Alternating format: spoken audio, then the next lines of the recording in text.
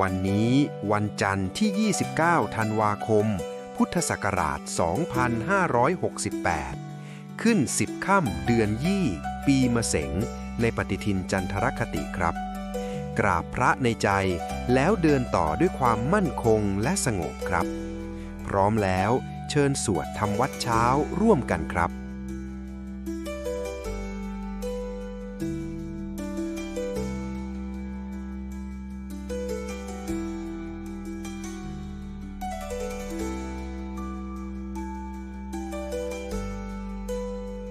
อะระหังสัมมาสัมพุทโธภควาพุทธังภควันตังอภิวาเทมิสวากขาโตภควตาธัมโมธัมมังนัมสสามิ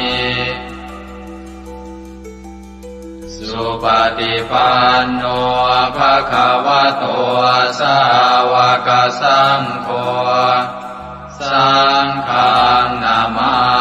มิหันธรรมยังพุทธัสสะภะคะวะโต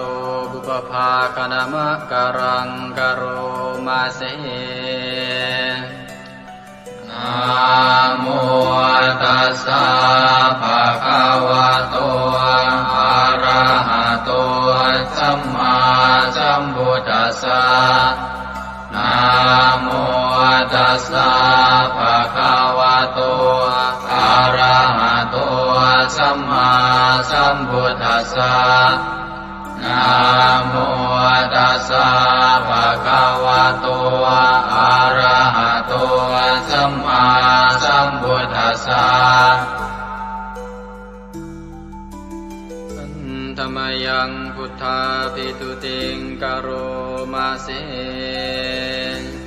โยสุตถาคโตอะระหังสัมมาสัมพุทโธวิชาจารณะสัมปันโนสุขโตโลกวิทูกานุตตโร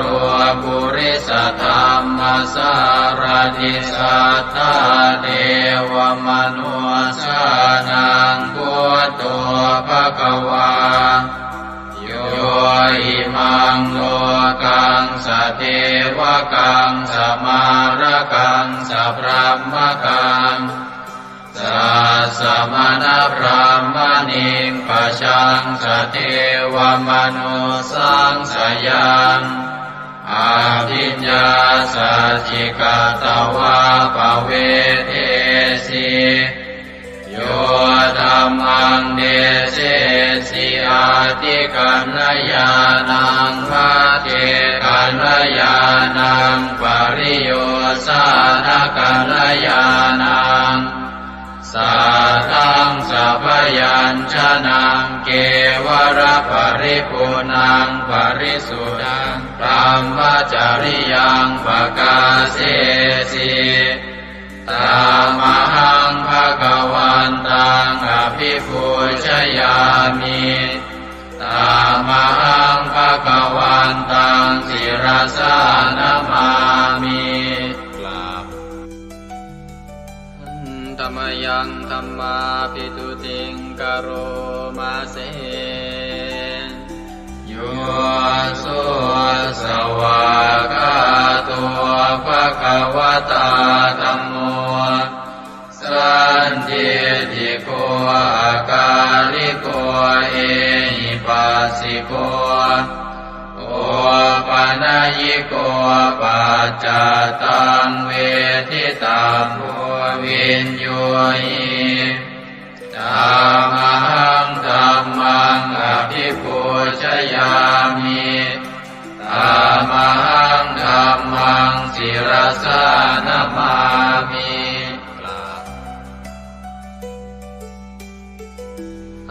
ธรรมยังสังฆาภิตุติงกโรมาเสโยสุปฏิปันโนภะคะวะโตสาว กสังโฆอุชุปฏิปันโนภะคะวะโตสาวกสังโฆญายะปฏิปันโนภะคะวะโต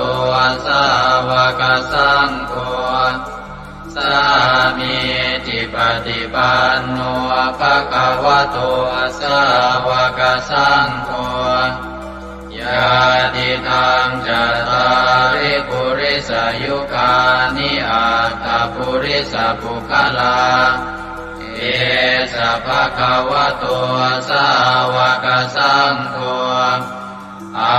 หุเนยโยปาหุเนยโยทักขิเนยโยอัญชลีกรณิโยอานุตตรังปุญญเกตังโลกัสสะตามหังสังฆังอภิปูชยามิตามหังสังฆังศิรสานามามิ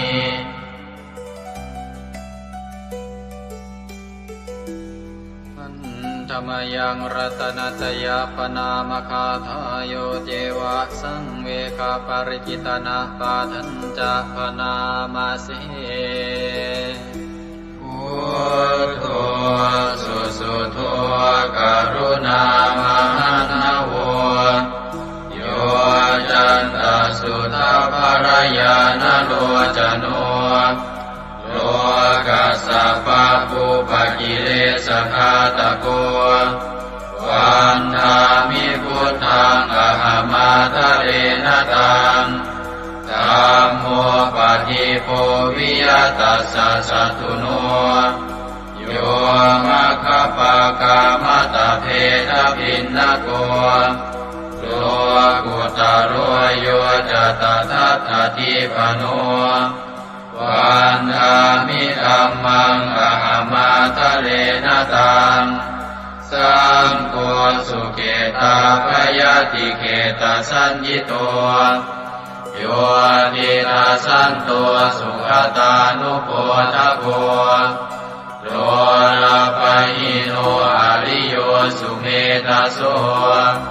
วันธามิสังฆังอหมาทะเรนตังอิเจวะเมกันตภิกขุชเนยกังวัตถุตยังวันทยตาภิสังคตังปุญญังมายายังมะมะสะภุปัตถวามาหุนตุเวตัสสะปะภาวะสิทธิยาอิทัตตะทาคโตโลเกอุปันโนอะระหังสัมมาสัมพุทโธธัมโมจะเทสิโตนิยานิโกอุปัสสมิโกปรินิพพานิโกสังโฆทัคามิสุขตาภเวทิโตมายันตังธัมมังสุตวาเอวังชนามาชาติปิทุกขาชาราปิทุกขามรณะปิทุกขังโส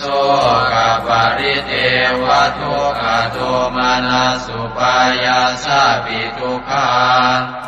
อาภิเยหิสัมปโยโคทุกโขภิเยหิวิปโยโคทุกโข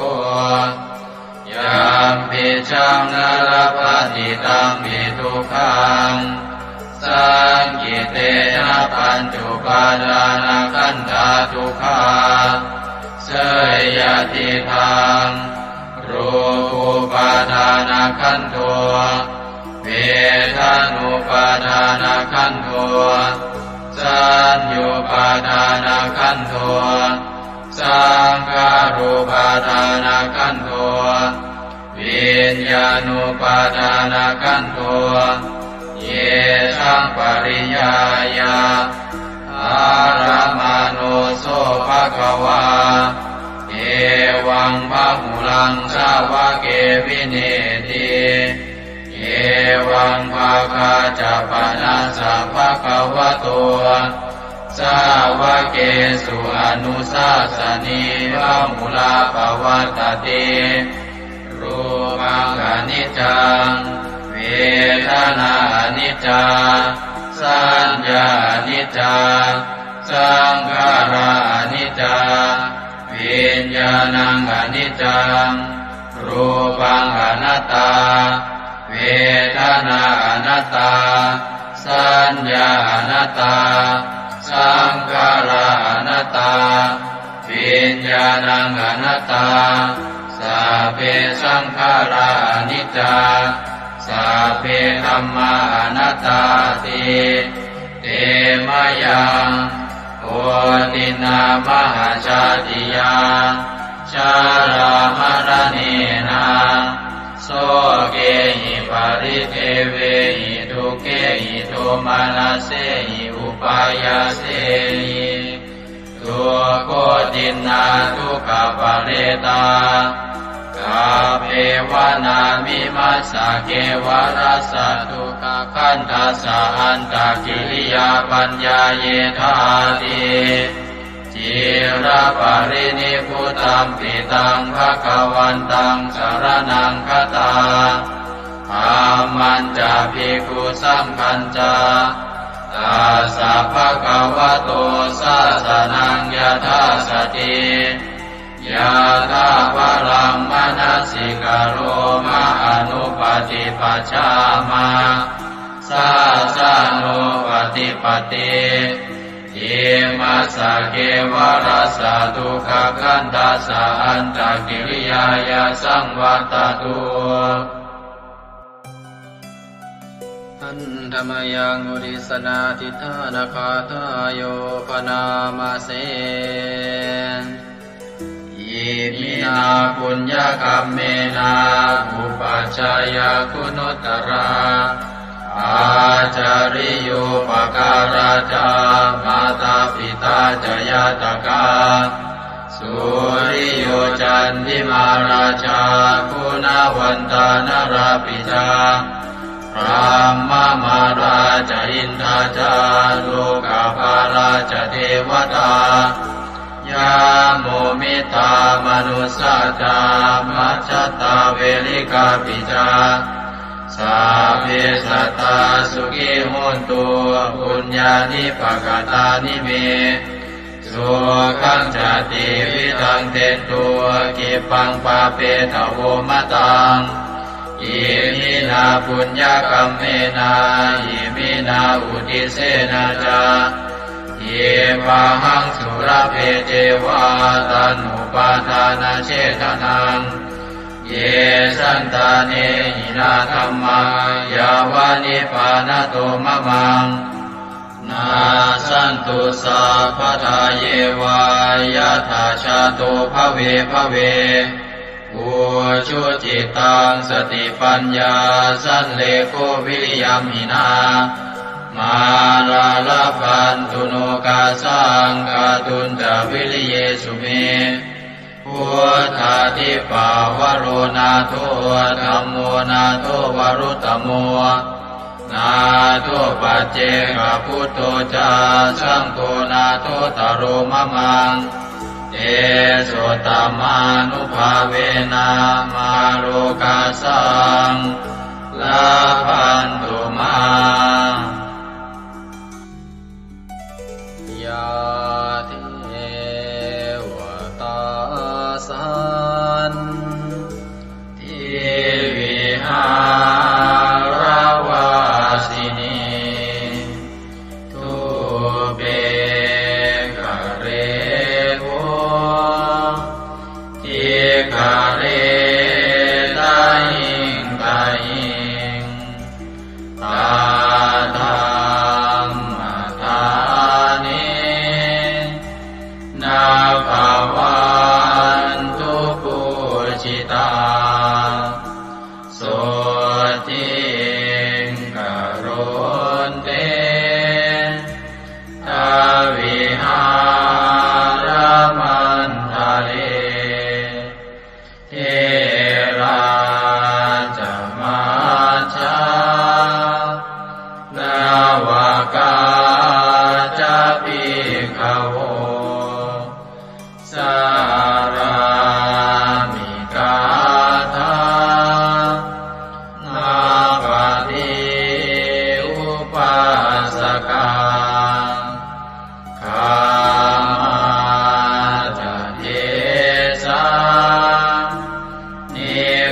มา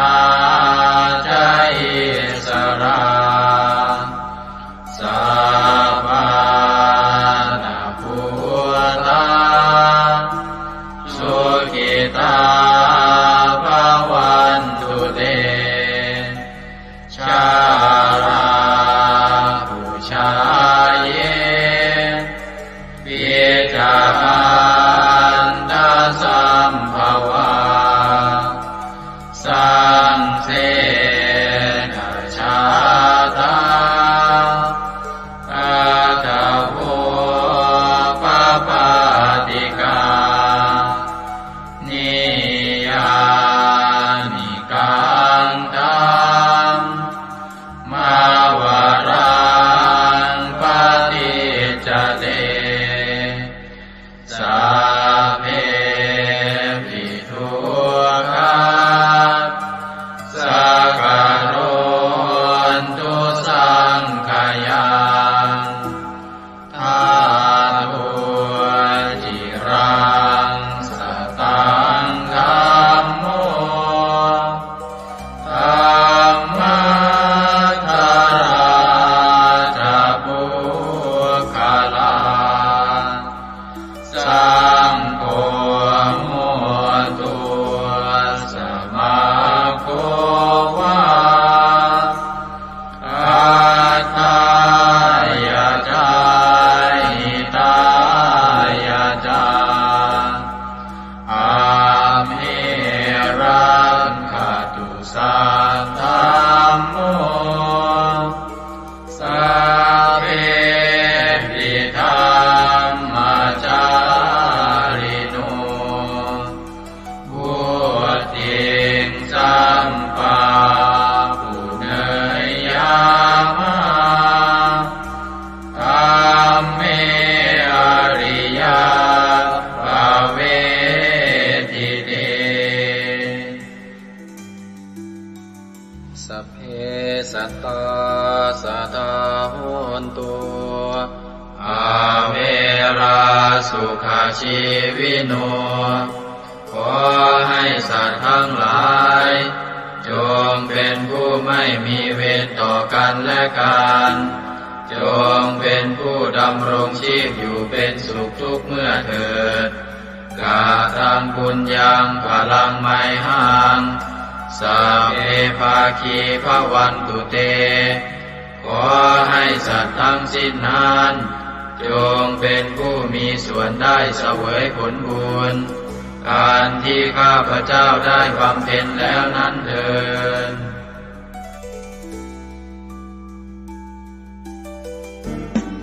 ในพระสุตตันตปิฎกคัมภีร์ที่5คุตกนิกายธรรมบทได้เล่าเรื่องสมเด็จพระสัมมาสัมพุทธเจ้าทรงรับสั่งให้พระอานนท์ไปสวดรัตนสูตรช่วยให้เมืองไผ่สาลีพ้นภัยพิบัติทั้ง3ประการอันเกิดจากโรคภัยอมนุษยภัยและเศรษฐกิจเสียหายให้อันตรธานหายไปเราทั้งหลายโปรดตั้งใจประกอบไปด้วยเมตตาความปรารถนาดีต่อสรรพสัตว์ทั้งหลายแล้วระลึกถึงคุณพระศรีรัตนตรัยคือคุณพระพุทธเจ้าคุณพระธรรมและคุณพระสงฆ์ว่าเป็นที่พึ่งที่เคารพที่นับถือแล้วตั้งใจสวดปรจักรรัตนสูตรเพื่อกำจัดภัยพิบัติทั้งหลายดังพระพุทธองค์ได้ทรงรับสั่งให้พระอานนท์สวดช่วยให้เมืองไผ่สาลีพ้นภัยอันตรายทั้ง3ประการนั้นเถิด สัมมันตาจักวาเรสุอัตราคชันตุเทวตาสัทธมังมุนิราชสาสุนันโตสักขโมคทา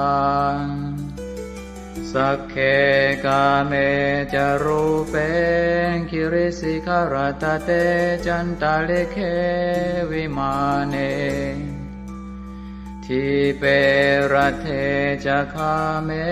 ตารุวนาคหเนเคหวัตุมมิเกเตภุมมาจยันโตเทวาชลทลวิสเมยัคขคันธัมพนาคา ติทันตาสันติเกยังมุนิวรวจนังสาทโวเมสุนันโตธัมมสวนาคาโลอะยัมภทันตาธัมมสวนาคาโลอะยัมภทันตาธัมมสวนาคาโลอะยัมภทันตานะโมเมพุทธเถชะสารตนะตยสัมมิกาเตชะปะเทติปะเทเทวานารายะปรเมสุราเทติพรหมาจายินทาจะจตุโลกาธัมเมรกตาสมุทธาภูตุงทังคาจะสัมรัมมชัยปะเทติภวันตุเตชยชยทรณิทรณิอุตติอุตตินาทินาทิชยชยพระโกนละตนละนิไทยนิไรไทยเสนาเมรุราชพุนโนราชิชยชยธรรมิระโสปินาเจตนาจิปิสัจพุทธจาริชยชยชวนนิมิตาโลกิชยชยปิงกิตุตาสานะมุขจาชยชยวารุณโมสาสาสาชยชยจัมปาทินาคตุลสันโตชยชยทัจจคนนะตุรงสุขระโพชงสิหาเปียกติปาชยชยวารุณโมกายาตราจิตจิตเสนาเรปุณโสติโนระเดชยชยสุขาสุขาสิวิชยชยทรณิตาเนคตาสุชัยยาชยชยทรณิตันตินสตาชยชยมังคารารัญญาภวะเกชยชยวารุณยาเกชยชยรักเทสุรภูชเตชะชยชยพรหมเมทัตนาชยชยราชาธิราชาชัยชยชยปัตเวงสาปังชยชยวรหันตาปัจเจกตุสัตวังชยชยมเหสุโรหะโรหะริงเทวาชยชยพรหมาสุราโคชยชยนาโควิรุณภโควิโรปโคจันทิมาระวินโตจะเวนะเตยโยจะกุเวโรวรุโนทิตาคิวาโยจะปาจุโนกุมารโรสัตระตะโกอัตระตมหาเทวาทิติตาปัสสะทโยอิเสโนสาวกตาปัจฉัยยราโมปวันตุเตดยธรรมโมจะสังโฆจะตัสสะปาโลจะชัยยะทังเอเตนะชัยยะเตเตนะชัยยะโสติปวันตุเตเตนะพุทธเตเตนะโหตุเตชัยมังคารังชโยติพุทธสัจจิริมโตอายัมมารัตจตาติมโตปราชโยโคสยัมโมติมันเดปโมติตาชัยยะตถาพรหมกนามเหสิโรชโยปิพุทธสัจจิริมโตอายัมมารัตจปาติมโตปราชโยโคสยัมโม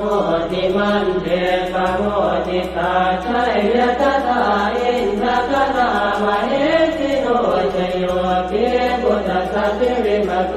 อายัมมารัตจปาติมโตปราชโยโคสยัมโมติมันเดปโมติตาชัยยะตถาเทวตนามเหสิโรชโยปิพุทธสัจจิริมโตอายัมมารัตจปาติมโตปราชโยโคสยัมโมติมันเดปโมติตาชัยยะตถาสุปันนคนามเหสิโรชโยปิพุทธสัจจิริมโตอายัมมา รัตจัปาติมาโตปราชโยอุโกชยัมโมติมันเทปโมติตาชัยยะทานาคัคนามเหติโนตโยภิพุทธะเทมาโตอายัมมารัตจัปาติมาโตปราชโยอุโกชยัมโมติมันเทปโมติตาชัยยะทาสัพพะมะคะนามเหติโนตยัมโตโพธิยาโมเรสักยานังนันติวัตตโนเอวังตวังวิจโยโหหิจยาสุจยมังคะเลอปราชิตปัลลังเจติเตปะทวิปุคะเลอภิเศษเจสะภะพุทธานังอังคัปปะโตปะโมทะเทสุนันทตังสุมังคลังสุปะปะตังสุโหติตังสุขโนสุโมโหตัวจตุเยสังพรหมจาริตัวปะทัสสินังกายกัมมังวาจากัมมังปะทัสสินังปะทัสสินังมโนกัมมังปณิทิเตปะทัสสินาปะทัสสินานิกัตตวานรกันตาเจปะทัสสิเมเตอัตรัตถสุขิตาเวรุณาพุทธศาสเนอโรคาสุขิตาโหตัสสะสัพเพหิยะเทติสุนันตัวโตโตเยเทวาสมิทาเนอติกตาติกายุกาสกาโหตัวสุขิตาโหตัวสัพพตารักขันตัวสัพพสัตตารักขันตัวจิตสัสสนังยาคาติปัฏฐานาเตตัสสะเวทุเรนโยมโนรัตายุตกาเลภวัตสันตุวัสสังวัสสะลาโรคาจุปัตถวาเตทานิวาเรนโยจัสสะปะตากายสุขังเกติสุขังวรันตุยัสสะโพชังโพสติสังขาโตธัมมานังวิจโยตถาวิริยังปิติปัสสัตติโพชังคาจัตถาปะเรสมานุเปกขโพชังคาสัตเตเตสวะราตินามุนินาสัมมตัคขาตาภาวิตาภุริกตาสังวัตตันติอภิญญายนิพพานายจักโพธิยาเอเตนะสัตวัตเตนะโสติเตโหตุสัพพทาเอกสมิงสมเยนะโสโมคันลานันจักสสปังกิลาเนทุอิเตทิสวาโพชังเกตตะเตสยิเตจะตังอภินันจิตวาโรกามุจิงสุตังคะเนเอเตนะสัจวัตเตนะโสติเตโหตุสัพพทาเอกตาธัมมราชาปิเกลันเยนาภิปิริโตจนทันเจเรนะตันเยวะปนาเปตวานัสสาธรังสัมโมทิตวาจา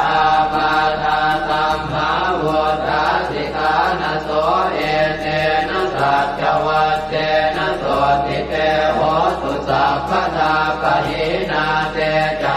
ปาทาตินันนังติมเหสินังมาคาหัตกิเลสาวปัตตานุปัสสิธรรมตังเกเตนะสัจวัตเตนะโสติเตโหตุสัพพทายันทุนนิมิตตังอวมังคลันจะโยตามนาโพสกุณาสสัตโตปาปังคโหตัวสุปินังอาการตังพุทธานุภาเวนะวินาสเมนตุยันทุนนิมิตตังอวมังคลันจะโยตามนาโพสกุณาสสัตโตปาปังคโหตัวสุปินังอาการตังธัมมานุภาเวนะวินาสเมนตุยันตุนิเมตตังอวมังคลันจะโยตามนาโพสกุณาสสัตโตปาปังคโหตุ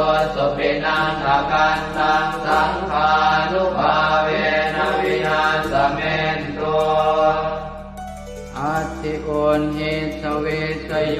ธัมโมโลเกอนุตตโรสัพพสัตตอิทัฏฐายตังภวังคันธาหิเทวเตปริวัชเชราชทันเทอมนุสเสหิภาวะเกปยาเกนาเกวิเศษโมเตอาการมรเนนวาสัพพสมามรณามุตโตตเปตวากาลมาริตันตัสเสวะอานุภาเวนะโหสุเทวสุขิสตาสุตสีลังสมาทายธัมมังสุจริตังจเรตัสเสวะอานุภาเวนะโหสุเทวสุขิสตาเลกิตังติติตังโพจังทารนังวาจนังครุงปะเรสังเทสนังสุตวาทัสสะอายุปวัชชติติเอวัมเมสุตังเอกังสมยังภควาภาลานติยังวิหารติสิปตเนมิกทายเยตัสสรโคภควาปัญจวัคคีย์เยภิกขุอามันเตติเทวเมภิกขเวอันตาปะปะจิเตนะเสวิตัพพายโยดายังคาเมสุขามสุขันธิกานุโยโคหิโนธัมโมโพธุตนิโกอนาริโยอนัสสสันติโตโยจายังอัตตกิลมัฏฐานุโยโคตุโกอนาริโยอนัสสสันติโตเอเตเตภิกขเวอุโภอันเตอนุธัมมมัชฌิมาปฏิปทาตถาคเตนะอภิสัมพุทธาจักขุกรณีญาณกรณีอุปสมายะอภิญญายะสัมโพธายะนิพพานายะสังวัตติกตมาจัสสะภิกขเวมัชฌิมาปฏิปทาตถาคเตนะอภิสัมพุทธาจักขุกรณีญาณกรณีอุปสมายะอภิญญายะสัมโพธายะนิพพานายะสังวัตติกายเมวะอริโยอัตถังกิโกมัคโคเสยติหังสัมมาเอติสัมมาสังกัปโปสัมมาวาจาสัมมากัมมันโตสัมมาอาชีวะสัมมาวายาโมสัมมาสติสัมมาสมาธิอายังโกสาภิกขเวมัชฌิมาปฏิปทาตถาคเตนะอภิสัมพุทธาจักขุกรณีญาณกรณีอุปสมายะอภิญญายะสัมโพธายะนิพพานายะสังวัตติทังโสปนภิกขเวทุกขังอริยสัจจังชาติปิทุกขาจราปิทุกขามรณะปิทุกขังโสตปริเทวทุกขโทมนัสสุปายาสาปิทุกขาอัปปิเยหิสัมปโยโกทุกขปิเยหิวิปปโยโกทุกขยังปิขังนาปฏิตังปิทุกขังสังเกนะปัจจุบาลานังขันธาทุกขาอิทังโคปนภิกขเวทุกขสมุทัยโยอริยสัจจังญายังตัณหาโปโนภวิกานันทิราคะปัตตาสัตตระอัตตราภินันทิเนเส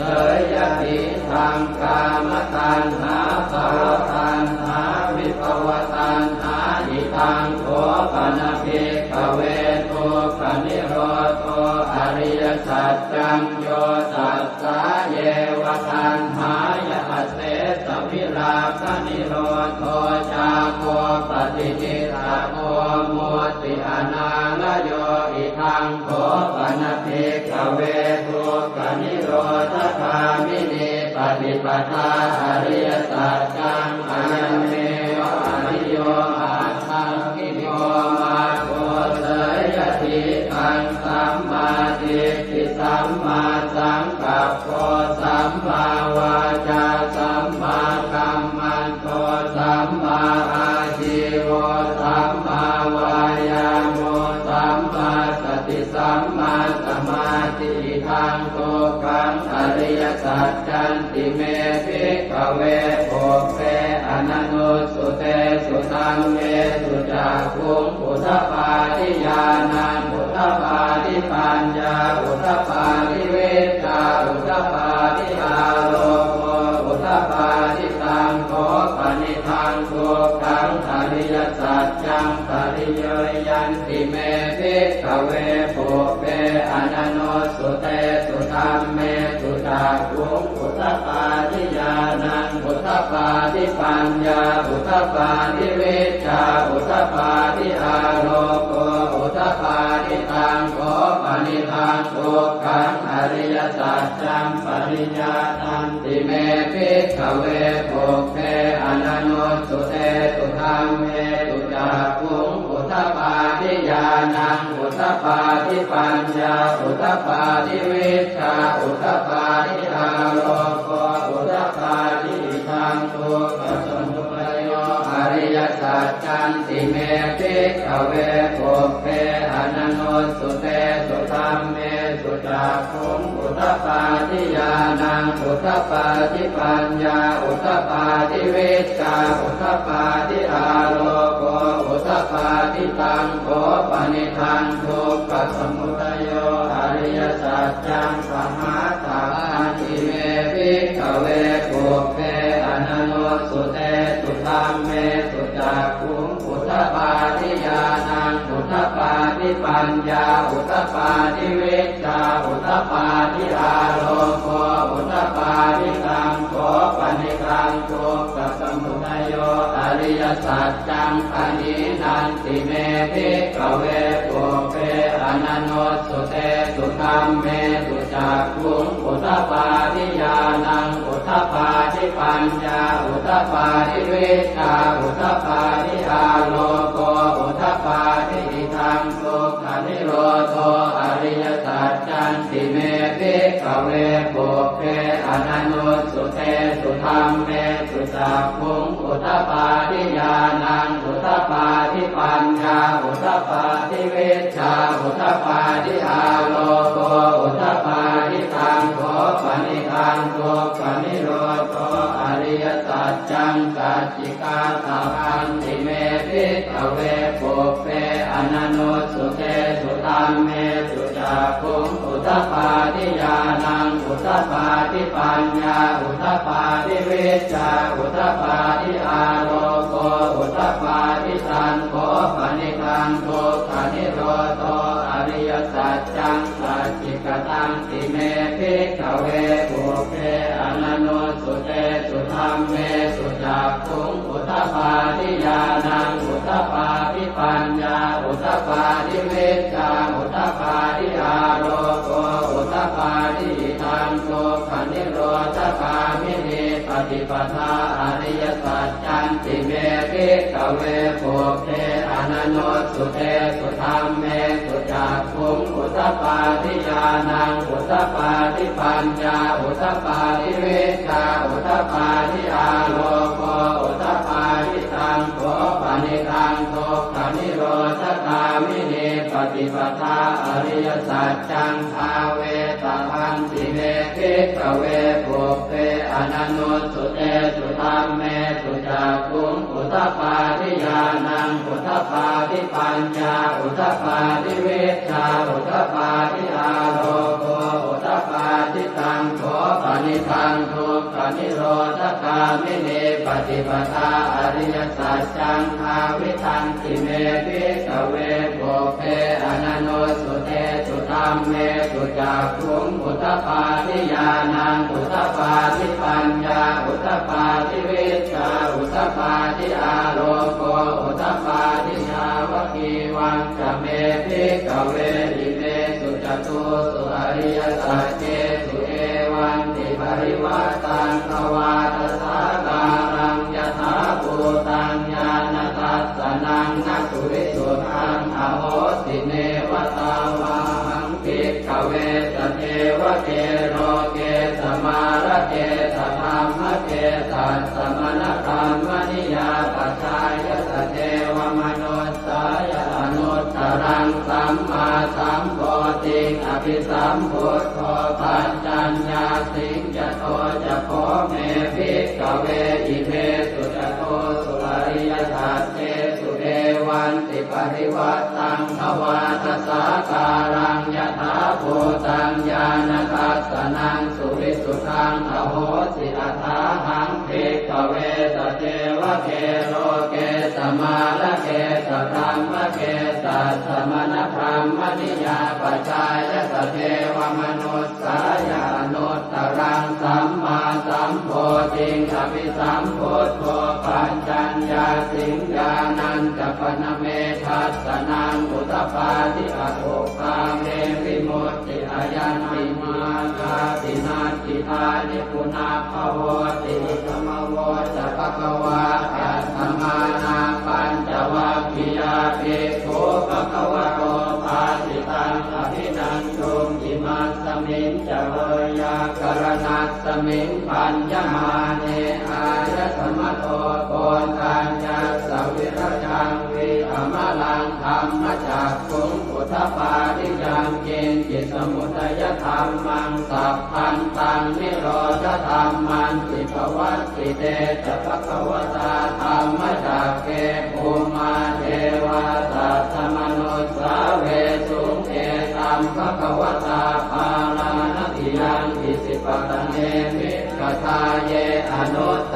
รังธรรมจักกังปวัตติตังอัปปติวัตติยังสัมมเนนวาพรหมเนนวาเทเวนวามาเรนวาพรหมุนาวาเกณติวาโลกัสมินติภูมานังเทวานังสัตตังสุตวาจาตุมมหาราชิกาเทวาสัตตมนุสสาเวสุงจาตุมมหาราชิกานังเทวานังสัตตังสุตวาตาวติงสาเทวาสัตตมนุสสาเวสุงตาวติงสานังเทวานังสัตตังสุตวายามาเทวาสัตตมนุสสาเวสุงยามานังเทวานังสัตตังสุตวาตุสิตาเทวาสัตตมนุสสาเวสุงตุสิตานังเทวานังสัตตังสุตวานิมมานรติเทวาสัตตมนุสสาเวสุงนิมมานรตินังเทวานังสัตตังสุตวาปรนิมมิตวะสวัสดีเทวาสัตตมนุสสาเวสุงปรนิมมิตวะสวัสดีนังเทวานังสัตตังสุตวาพรหมกายิกาเทวาสัตตมนุสสาเวสุงเอตัมภควตาภาลานติยังอิสิปตเนมิกทาเยอนุตตรังธรรมจักขังภวัตติตังอัปปติวัตติยังสัมมเนนวาพรหมเนนวาเทเวนวามาเรนวาพรหมุนาวาเกณติวาโลกัสมินติอิติหะเตนะคะเนนะเตนะโมโหเตนะยาวะพรหมโลกาสัตโตอโภคาติอายัญจะทัสสะสีโลกธาตุสังกัปปิสัมปะกัปปิสัมภเวทิอัปปมาโนจะโอราโลโอปาโสโลเกปาสุลโหสิอติกัมเมวะเกวานังเกวานุภาวังอัตถโขภควาอุทานังอุทาเนติอัญญาสิวัตโพโกนทัญโยอัญญาสิวัตโพโกนทัญโยติติทังอายสมโตโกนทัญญาสอัญญาโกนทัญโยตเววนามังอาโหสิ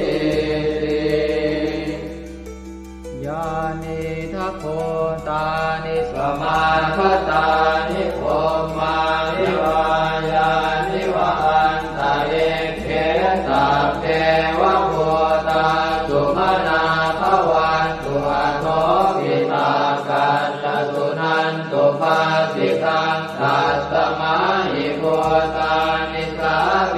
ทัสสะเตเมตังกโรธรรมานุสติยาปัจจายติวาจารัตโตจารันติเยวะเลกัสสมาหิเมรักขตา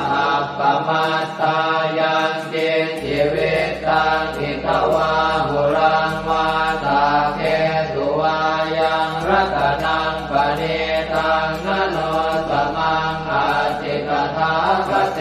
นะอิทังปิพุทเทรัตนังปณิตังเอเตนะสัจเจนะสุวัตติโหสุขยังวิราคังอมตังปณิตังยตาจักขาสักขยามิสมาหิโตนะเตนะธรรมเมนะสมาธิจิตติตังปิตังเมรัตนังปณิตังเอเตนะสัจเจนะสุวัตติโหสุยัมพุทธเตโสปริวันนะเยสุติงกมาธิมานันตริกัญญมาหุสมาธินาเตนะสโมนะเว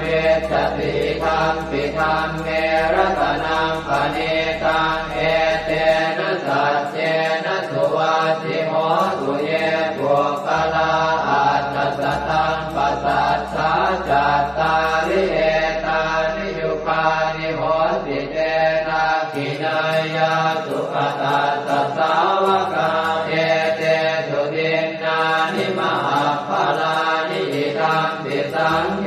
รัตนังปณิตังเอเตนะสัจเจนะสุวัตติโหสุเยสุปโยตามนัสสาทันเนนะเนกามิโนโคสมัสสะสนังมิเตปฏิปัตตาอมตังวิคัยหนาตามุปานิพุติงโกจมานาทิธัมปิสังเกรัตนังปณิตังเอเตนะสัจเจนะสุวัตติโห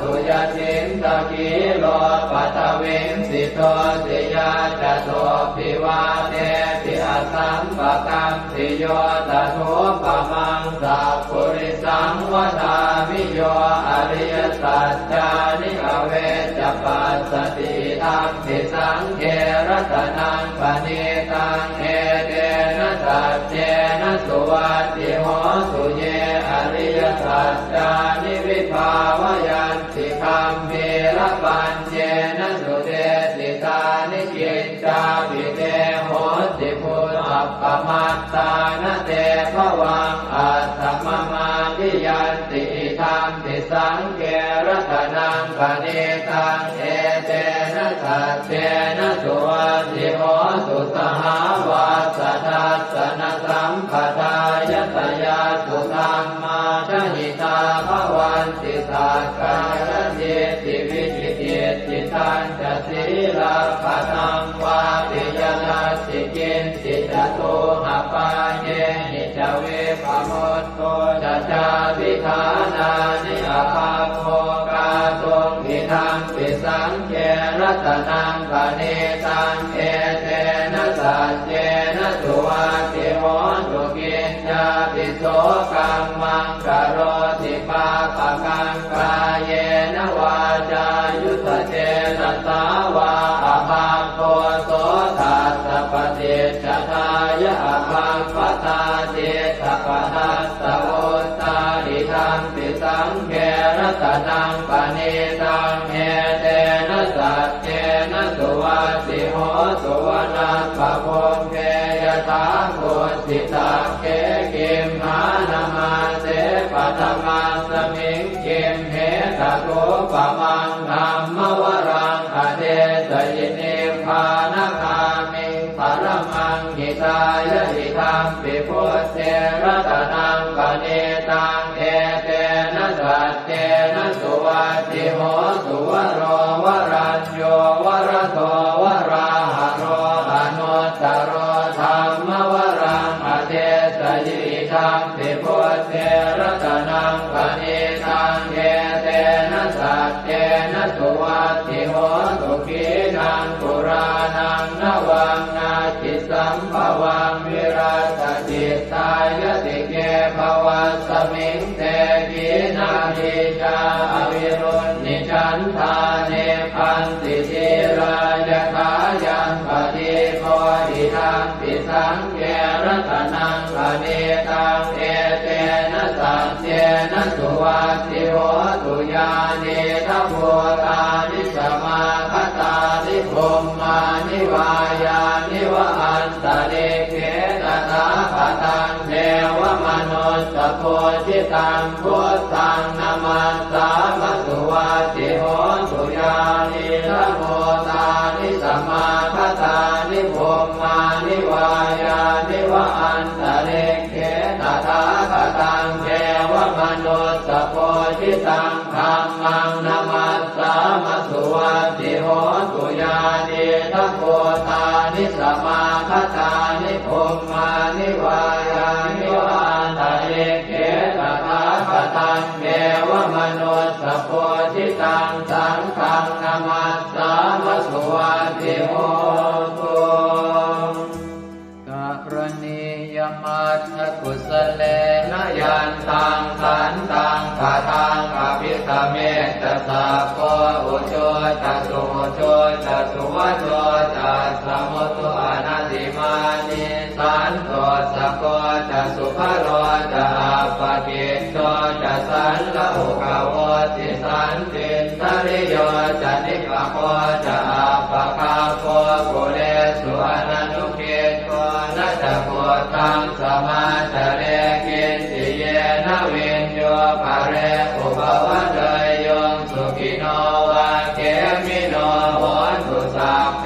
สัตตาภวันตุสุขิตาตาเยเกจิปานะโหตาจิตตสาวาทาวราวาอนวเสสาธิกาวาเยมหันตาวามัชฌิมารัสสกาอนุกัตุราเทขาวาเยจะเทขาเยจะโทเรวสันติอวิโทเรภูตาวาสัมภเวติวาตาเพ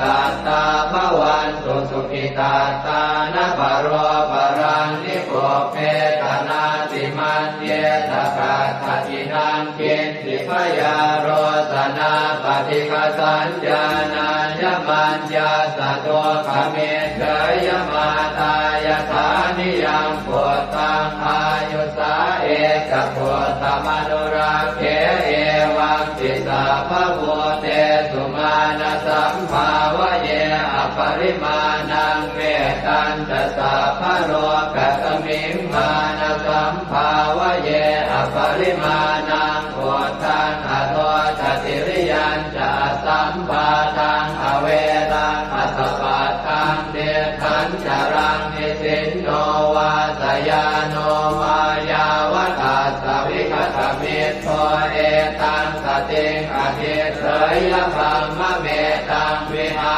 รังอิทมาหุเดตินจานุปคัมมสีลวาทัสสเนนะสัมปันโนกาเมสุวินัยเกทังนะหิจาตุปัปปะเสยยังกุณเรติเอวังเมสุตังเอกังสมยังภควาสาวาทิยังวิหารติเชตวเนอนาถปินทิกาสอาราเมตัตตระโคภควาภิกขุอามันเตสิภิกขวติปทังเตติเต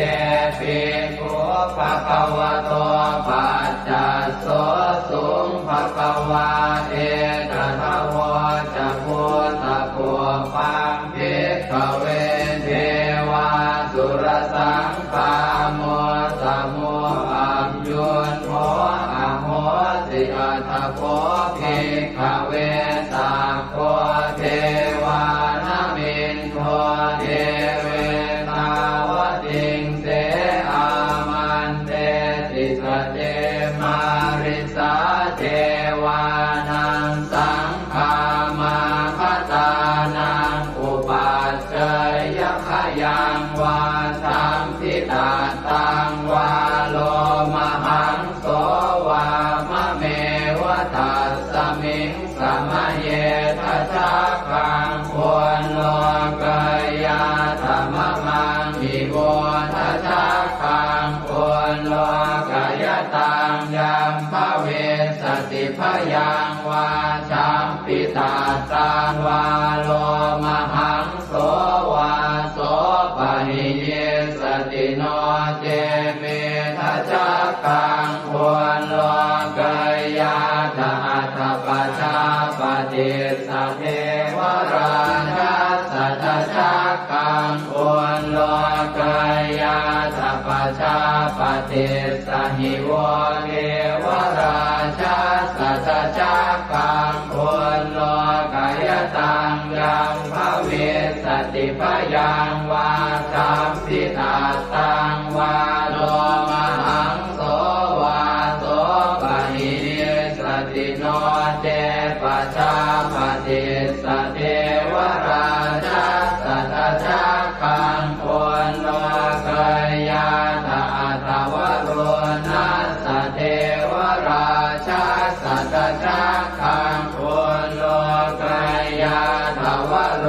นัสสหิโวเทวราชาสัทธาคังควรโลกายตังยัมภเวสติพยังวาชัมปิตาตังวาโลมหังโสวาโสปะหิเยสติโนเจวโรนัสสเทวราชาสัทธาคังควรโลกายาธาตอิสานาสเทวราชาสัทธาคังควรโลกายาธาอิสานาสหิโมเทวราชาสัทธาคังควรโลกายตังยัมภเวสติพยังวาชัมปิตาตังวาโลมหังโสวาโสปะหิเยสติติตังโอปะนาภิกขเวสักกัสสวะเจวะนามินทาสัทธาคังควรโลกายตังปัจจาปฏิสวะเท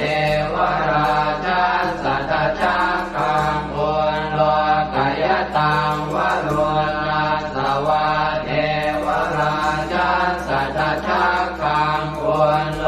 กายตังอิสานาสวะเทวราชาสัทธาคังควรโลกายตังยัมภเวสติพยังวาชัมปิตาตังวาโลมหังโสวาโสปะหิเยทาปิโนปิปะหิเยหังกิสเนตุสักโคหิภิกขเวเทวานามินโทอเวตาราโมอเวตาโทโสอเวตาโมโหปิรุนาภิอุตตราสิปะลาเย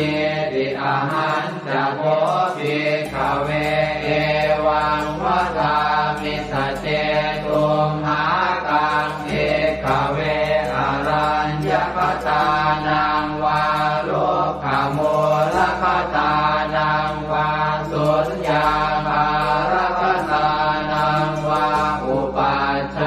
ยพยังวาชัมปิตาตังวาโลมหังโสวามะเมวตัสสมิงสมะเยอนุสรยาอิติปิโสภะคะวาอะระหังสัมมาสัมพุทโธวิชาจารณะสัมปันโนสุขโตโรภวิโตอนุตตรปุริสธรรมสารพิสัทธาเดวมนุสานังพุทโธภะคะวาติมะมังมิโวภิกขเวอนุสรตังยัมภเวสติพยังวาชัมปิตาตังวาโลมหังโสวาโสปะหิเยสติโนเจมังอนุสรยาธาธรรมังอนุสรยาธสวาคาโตภะคะวตาธัม สันติติโกอาการิโกเอหิปัสสิโกโอปนัยโกปัจจตังเวทิตาโกเวนโยหิติธัมมังนิโวภิกขเวอนุสรตังยัมภเว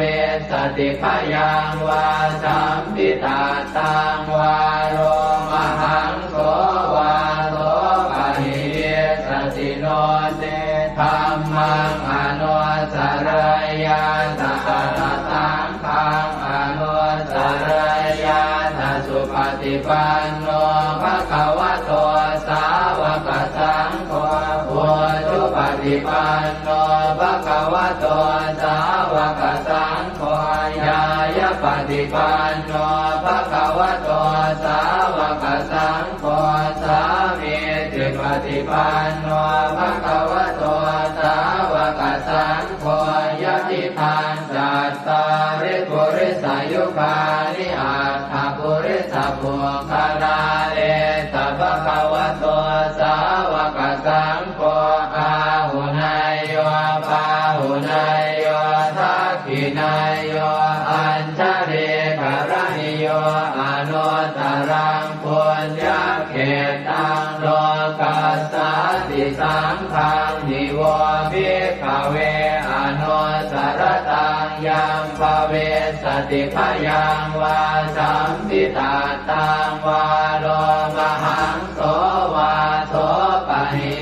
สติตังกิสสะเหตุตถาคตหิภิกขเวอรหังสัมมาสัมพุทโธเวตราโอเวตโตโสเวตโมโหอภิโรอาชัมเทอนุสราเสอปาราเยติธรรมโวจะภาควาอิตังวัตตวานสุภโสยะถาอารังเอตถาวจะสัทธาอารัญเยโรกโมเรวาสุญญาคาเรวะภิกขวะอนุสเรตสัมโพธังพยังตุมหากโนติยาโนเทพุทธังสร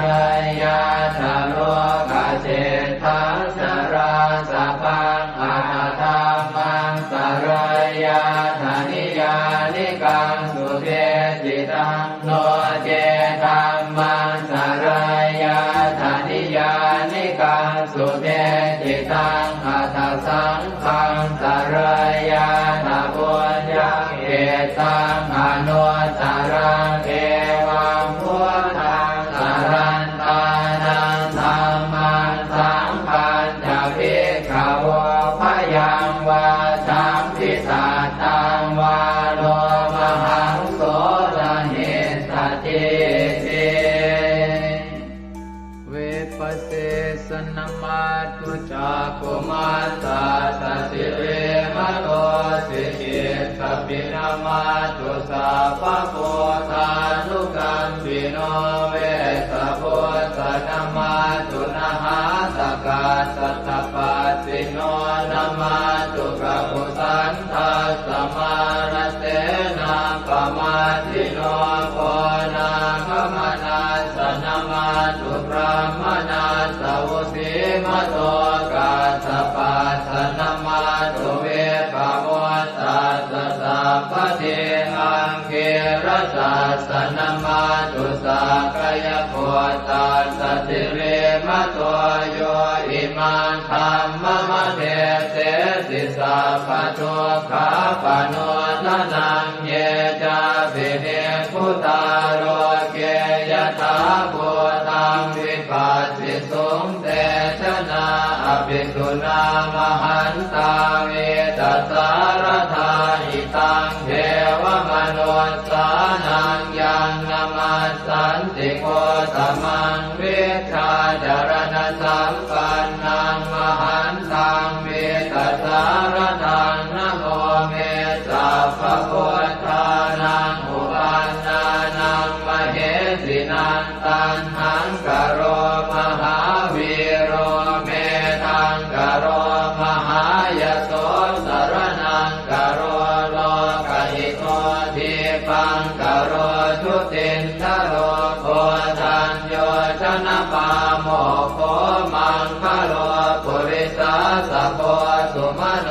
สุมาโนติโรเรวะโตรติวัตโนโสภิโตคุณสัมปันโนอโนมัสสิชโนตโมปัทุโมโลกปัจโจโตนารโตวรสารถิปัทุโมตโรสัตตสารโรสุเมโตอัปปติโกภโลสุชาโตสัพพโลกาโคปิยทัสสินาราสโมอัตถทัสสิการุณิโกธรรมทัสสิสมโมนุโตเสทัสโตอัสสโมโลเกติโสจวัฏตังวโรกุโสจวรโตพุทโธวิปัสสิจานุปโมสิกิสัพพหิโตสัทธาเวสสุสุขทายโกกัปปุสันโตสัตวาโหโกนาคมโนลนันจโห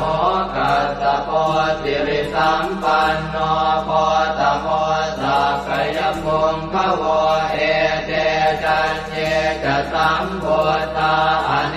กสัตตโพตโยสัพเพพุทธาอัสสมาสมาสัพเพพุทธามหิติกาสัพเพทัสสะโลเวนาเวสารัสเตอุปาคตาสัพเพเตปฏิชานันติอาสะพันธานโมตตมังสีหนาทังทันเตเตปริสาสุวิสารตาพรหมจักกังภวัตเตติโลเกอัปปติวัตติยังอุเปกาพุทธธรรมเมหิอัตถารถินายกาภวัตติสลักขโนเป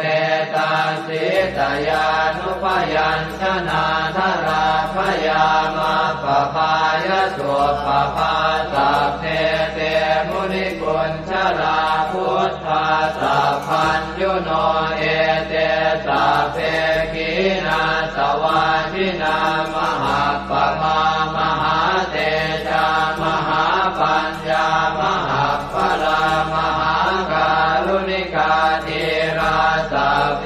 สานันตุขาวหาทีปานาสัพพติทาจทานาเลนะจะปานิดังคติพันโทมหัสสะสะสารนาตหิเตสิโนทะเทวกัสสะโรกัสสะสัพเพเอเตปรายนาเตสาหังศิลสาปาเทวันทามิปุริสุทธเม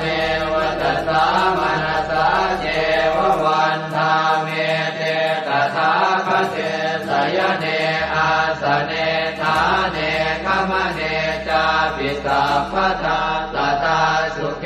นราคันตุพุทธาสันติกราตุวันเวหิตวังรักขิโตสันโตมุตโตสัพพะเยนะจะสัพพะโลกวินิโมตโตสัพพะสันตาภวัติโตสัพพะเวรมติกันโตนิพุตโตจตุวังภวเตสังสัจเจนะสีเลนะขันติเมตตาภะเลนะจะเตปิตุมเหอนุราคันตุอาโลคเยนะสุเกนะจะปุราติมัสสมิงทิสาภาเกสันติโพตามหิทธิกาเตปิตุมเหอนุราคันตุอาโลคเยนะสุเกนะจะทักขินัสสมิงทิสาภาเกสันติเทวามหิทธิกาเตปิตุมเหอนุราคันตุอาโลคเยนะสุเกนะจะปัจฉิมัสสมิงทิสาภาเกสันตินาคามหิทธิกาเตปิตุมเหอนุราคันตุอาโลคเยนะสุเกนะจะโหตรัสสมิงทิสาภาเกสันติยาคามหิทธิกาเตปิตุมเหอนุราคันตุอาโล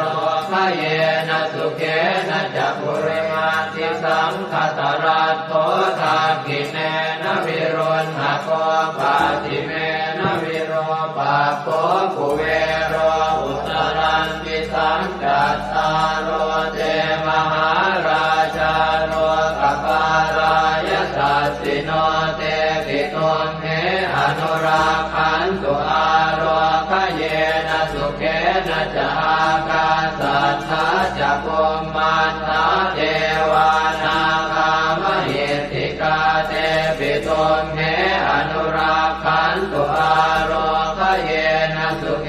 นะจะนาทิเมสรนังอัญญังพุทโธเมสรนังวรังเอเตนะสัจวัชเชนะโหตุเตชยมังคลังนาทิเมสรนังอัญญังธัมโมเมสรนังวรังเอเตนะสัจวัชเช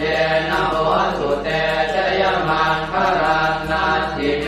สรนังอัญญังสังโฆเมสรนังวรังเอเตนะสัจวัชเชนะโหตุเตชยมังคลังยังเจนจิรตนังโลเกเวชติวิวิธังปุถุรตนังโพธสมังนาติตาสมาโสติภวันตุเตยังเจนจิรตนังโลเกเวชติวิวิธังปุถุรตนังธรรมสมังนาติตาสมาโสติภวันตุเตยังเจนจิรตนังโลเกเวชติวิวิธังปุถุรตนังสังฆสมังนาติตาสมาโสติภวันตุเตสักกตวาพุทธรัตนังโอสถังอุตมังวรังหิตังเทวมนุสสานังพุทธเตเจนะโสตินานาสันตุปัฏฐวาสัพเพทุกขาโวปัสสเมตุเตสักกตวาธัมมรัตนังโอสถังอุตมังวรังปริยาโหปัสสมนังธัมมเตเจนะโสตินานาสันตุปัฏฐวาสัพเพพยาโวปัสสเมตุเตสักกตวาสังฆรัตนังโอสถังอุตมังวรังอาหุนายยังปาหุนายยังสังฆเตเจนะโสตินานาสันตุปัฏฐวาสัพเพโรคาโวปัสสเมตุเตสัพเพติโยวิวัชชันตุสัพพะโรโควินาศตุมาเตภวัตวันตรายโยสุขิติกายุโกภวะอภิวาทนาสิริสนิจังวุฒาปจายโนจัตตารโอธรรมาวัฏันติอายุวันโนสุขังภลัง วันนี้วันอาทิตย์ที่ 30 พฤศจิกายน พุทธศักราช 2568 ขึ้น 10 ค่ำเดือนอ้ายใน